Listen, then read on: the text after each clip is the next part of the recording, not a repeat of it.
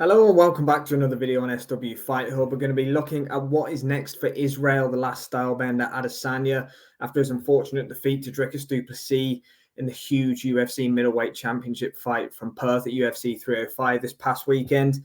It's very tough to see where he goes from here. He's adamantly said that he's not going to retire now. There were rumours after his interview at the weigh-ins when he said, "You're going to miss me." With rumours whether it was going to be his last fight or not. But no, he said he's going to stay on. He's adamant about that. So where does he go from here? I think that was his 11th UFC title fight in a row against Du Plessis in Perth on Saturday, which is an absolutely outstanding record. And, he's been so active as well over those years of dominating the middleweight division. But I think it's safe to say now, after 2 losses on the spin to Sean Strickland and Dricus Du Plessis, that his next fight is definitely not going to be for a UFC championship. So it's going to be different waters for Izzy. I don't think he's going to be headlining fight nights. I think he still has that star power where he's going to be, make potentially even a co-main event 5-rounder on pay-per-views and that kind of thing. Maybe even a main event on a pay-per-view. I don't know. But there's one name that I've seen around, and there's one name that's really standing out to me. And I think it makes all the sense in the world. And I think a win for Israel Adesanya really gets him back in the mix. The name is Yuri Prochazka.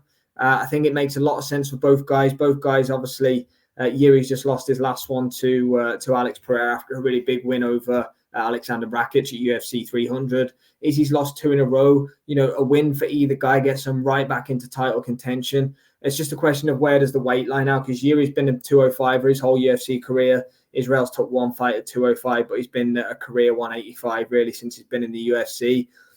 Yuri is talking about moving down to 185 pounds. Izzy, he's not a 205, or he didn't look great at 205 against Jan Blachowicz. So I think really the fight happens if Yuri Prochazka moves down to 185 pounds. We'll be incredibly surprised if Izzy tries 205 again. I do think he's on the slide a little bit, unfortunately. You can see from his last few performances. I think that's the fight to make us. Outside of that, don't really have any clamour for a Robert Whittaker trilogy. Realistically, any other names in the middleweight division, I can't really see it making financial sense for the UFC. I don't really see Izzy wanting to take any fights really, apart from one that's going to propel him back into title contention.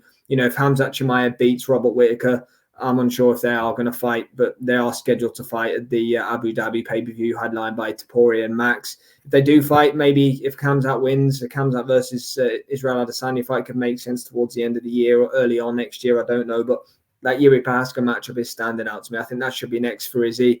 If Yuri moves down, I can't see Izzy moving up. But let me know what you think, guys. Let me know in the comments. What do you think's next for Israel Adesanya after defeat to Dricus Du Plessis at UFC 305 in Perth? And as always, thank you very much for watching.